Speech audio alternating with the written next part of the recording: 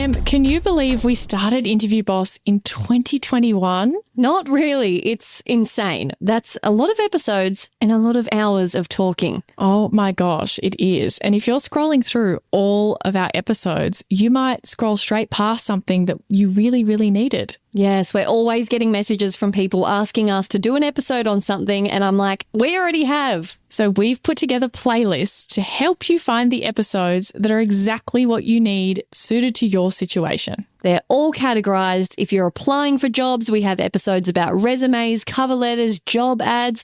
If you've been offered your dream job, we have episodes on resigning, exit interviews, and how to impress at your new company. And we even have a very special playlist that's very popular for if you have an interview coming up immediately and you need just our most recommended hard-hitting episodes between now and then. For all our last-minute listeners. It's all there for you. You can browse by category and check out all the playlists at interviewboss.com.au/podcast.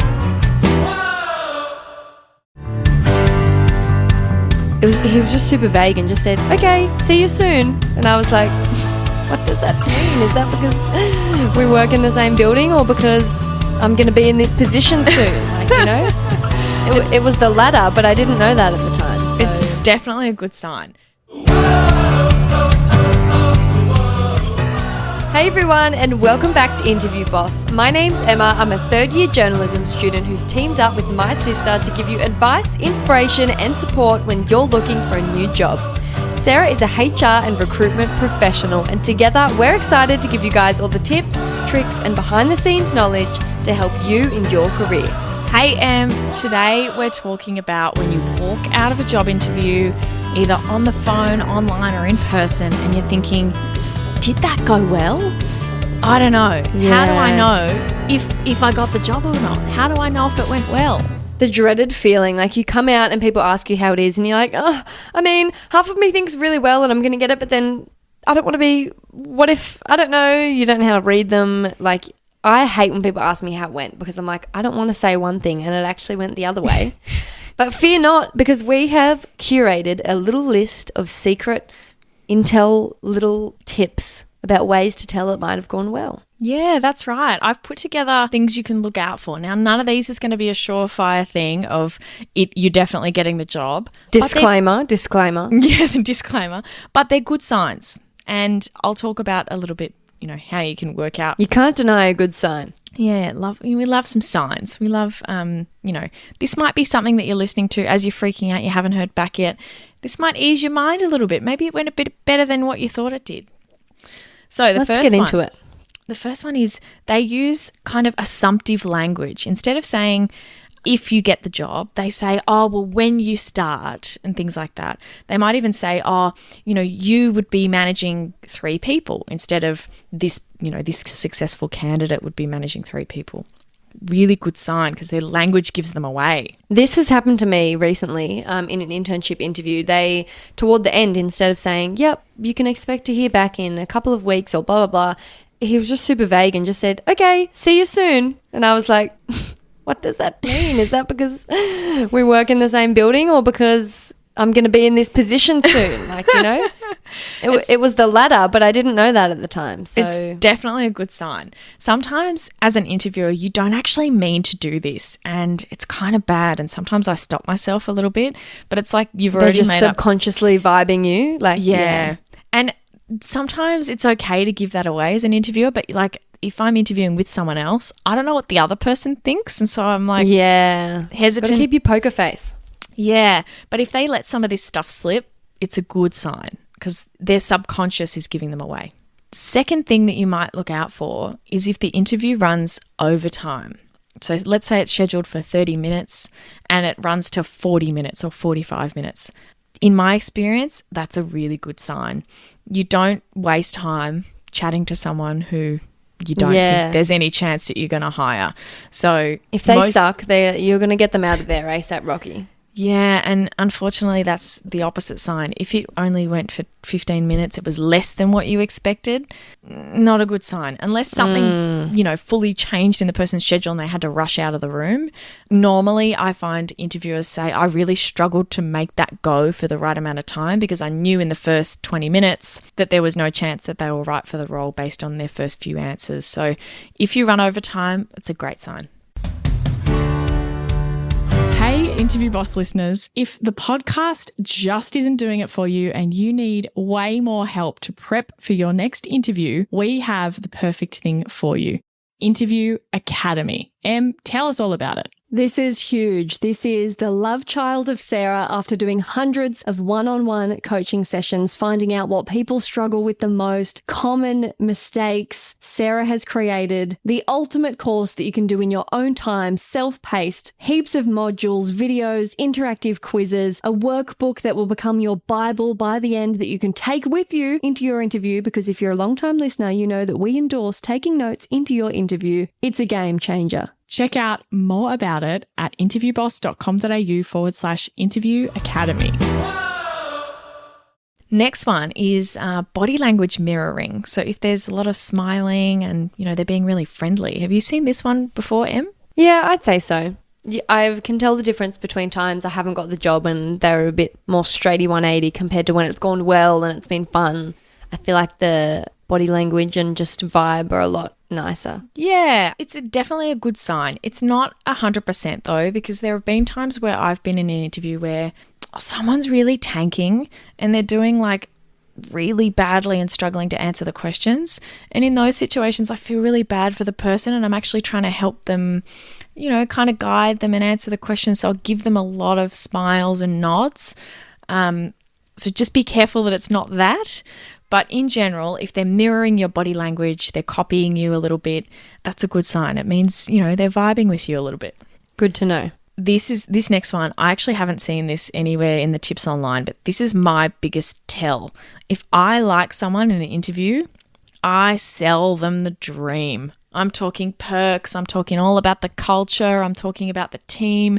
I'm finding anything good about this role and making sure I mention it to them, because I want to make sure that they've had a good experience too, and that if we offer them the role later, which normally I think that that's the case, I want them to accept. Have you ever seen someone kind of sell the role to you, Em, and like talk about all the good parts? Yeah, I think so. Yeah, talking about where it can take you or their experience doing that role or the people that have, come before them. I think definitely people have sold it. It's like they've kind of flipped the script, right? Like, they are now making sure that you like them because they already know that they like you. So really good sign if you feel like there's been a big portion, particularly at the end. I think it's more relevant if it's been at the end. Yeah. What's next?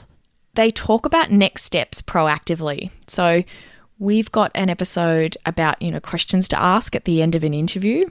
And normally the candidate's the one saying, hey, what's next? But if they've proactively come out and said, okay, so what's going to happen next is blah, blah, blah, that can be a really good sign because they're preparing you for, getting yourself ready and making sure that you're keen and interested and saying, hey, we're going to hear back, we're going to get back to you really quickly. Yeah, that one has happened to me. Someone's been like, what's your uni timetable like? How often does your current job's roster come out? Notice period. That is a nice step. Yeah, they're collecting information that would normally come later in the process. Like if they say, hey, what are your reference contact details? That's another one of my tips here. Another reason why you shouldn't put your reference contact details on your resume, and we talked about that in our resume episode, gives you a great hint as to how that interview went. Because if they're asking, hey, can we have the phone number of that reference you mentioned, then it definitely went well. It's going well. Yeah, they're not going to do references when they don't have to because it's not a fun job. Ain't nobody got time for that. Exactly. And then I've actually got a bit of a counterintuitive one here that you may not expect. And I've seen a lot of interviewers do this. When they really like someone, they grill them. And so from the outside, you may actually think, wow, you were really hard on that person. You obviously don't think that they're right for the role and someone else got it really easy. But in actual fact, they like the person so much that they're thinking, okay, I'm going to really test them.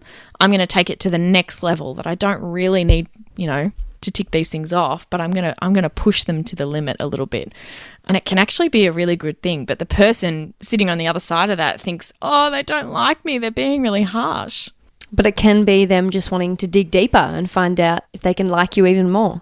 Yeah, they're really wanting to get to the bottom of it. Whereas it's almost like being a bit uninterested in you, on the other hand, of like, yeah, I don't really care the deeper level of understanding because you're not going to get this job, Whereas if they're grilling you to know lots of tiny little details, that can be a great sign. They're thinking, I want to work with this person. I need to know everything.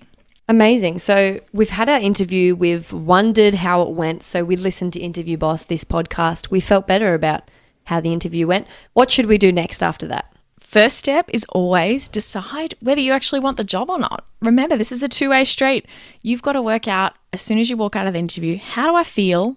Did I like them? Do I actually want to work there? If they offered me the job tomorrow, would I accept it? That's the first step. And I think if the answer is no, well, then you don't really need to worry about the follow-up process. Just get out of this episode now. Yeah, that's right. But if you do think, yep, I'm interested, I really liked that interview, I think the first thing you want to do while it's fresh in that notebook that you've got for preparing your questions, you want to jot down what you learnt in the interview. So what are the nuggets of gold that came up? If there's going to be another interview stage or a second step, or even to prep your references on what they might ask about or what's really important to the company. You want to jot down, hey, they've got these challenges in the business. They've got these milestones coming up. This is the culture. You want to remember those things. So jot those down when it's fresh in your mind. Great advice. What else should we do? Follow-up email. Very few people do this, even though I see this as really, common advice all over the internet. You'd be surprised how little this happens after someone has an interview. Really? I've never heard to do that. Really? To send a follow-up email thanking.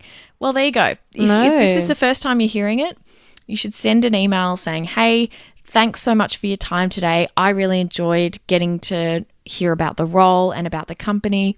Just wanted to reiterate, I'm really excited. Let me know if there's any more information you need from me. It's pretty short and sweet. You can even reference, I really enjoyed talking about X. If you mentioned like an article or something that came up in the conversation, you can reference it and say, here's that thing that I mentioned. But it's a really great way to say, hey, thank you. I'm really interested. And it makes you stand out as like, someone who's really keen on the process. Polite, enthusiastic. And that if you're sending that to the recruiter or to the manager, it's like a nice little fuzzy feeling for them going, oh, it was really nice to meet Emma. So really great way to stand out, to send that follow-up email. What should we do if you haven't heard back and it's past the date that they told you would hear? I mean, we know the advice is not to pester them if it hasn't even been when they've told you. But if they said you can hear back from us in a week and a half, it's been a week and a half. What's the criteria? Because I know a lot of people feel weird about it. I've heard some of my friends before say they have the mentality that if they wanted to offer them the job, they would have rang. Like, so there's no point calling back. Like, what? Who, what, when, where, why, how? What? Tell us. What do we think? What should we think? First of all, I would say there's a lot of reasons why you might not have heard back. And we actually have an episode on why you might not have heard back. And that might be helpful for you to go back to. It might not be you.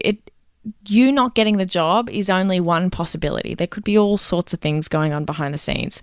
Maybe they've had a crisis in the business and the recruiter or the HR person or the manager just has other things going on and they really want to give you the job, but there's just been other things happening. Okay, so don't get into our other episode. We have another episode on that. Yeah. Get back to the question. What do you do? You send an email. You follow up. So this is why it's really key to know, hey, you said, following up from our interview, it was great to meet you. Was hoping to hear on what are the next steps. Is there anything else you need from me? It's a polite check-in. It can be, I would say email is the best way. If you've only been you don't have to be saying, hi, it's been longer than a week and a half and I've heard nothing, so I'm just wondering what the go is. No, wrong tone. Yeah, Wrong you're tone. just Polite. checking in. It's polite. And again, if it's after the date that they told you you'd hear back, you're totally fine. You're not pestering at all. You're totally fine to follow up. Yeah. The other thing that you can do is even if it's before that time, but you've had another offer, you're allowed to follow up. Like all bets are off. You're allowed, if it's the next day and you've had an offer from a different job, but you really wanted that one, follow up. And do you say that you have a new interview, or are you just still... Yes, absolutely. You say, hey, Emma, I really loved meeting with you yesterday. I just wanted to let you know that I have been made an offer from another business, but I was really interested in working for you. So if there's any way you could get back to me, before the end of today, that would be wonderful. Again, email is probably my first preference, but a phone call, can be okay here as well. Put the pressure on. Nice. Yeah. And the other piece of advice is keep applying. You don't want all your eggs in one basket. You don't want to be all hanging on the one interview, wondering if it went well or not. Keep applying, distract yourself, move on, and if all goes well and they offer you the job, well, then that's amazing. But if they don't, then you've got the next job to focus on. So there you have it. There's some clues that you can use to tell if your interview went really well. Thanks so much for listening. We'll be back in your ears next week.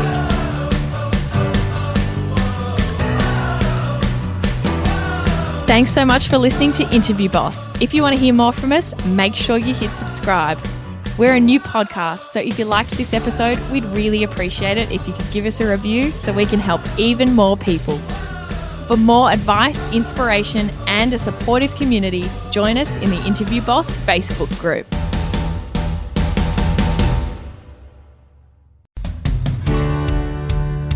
If we've been your job search besties and helped you in some way, there's a cool way you can support the show. Shout us a virtual coffee. We get a huge kick out of reading all of your success stories. Head to buymeacoffee.com/interviewboss and shout us a cuppa. If you keep us caffeinated, we can keep the content coming.